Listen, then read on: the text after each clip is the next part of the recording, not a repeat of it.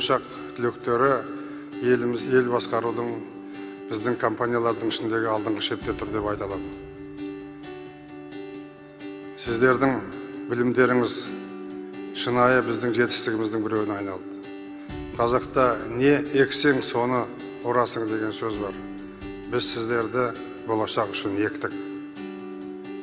Болашақ түлектері Қазақстанның ең кейінгі заманда капиталына құйған үлкен инвестиция болып танылады. Болашақ стипендиаттары сіздер елдің болашағысыздар. Мәңгілік ел болу деген алдымызға мұрат қойдық.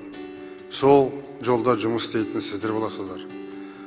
Ол ұлы мақсат қою, ұлы мақсатқа жету тек қана ұлы халықтың қолынан келетін іс. Біз өзімізді ұлы халықпыз деп санайтын болсақ, ұлылыққа жетеміз.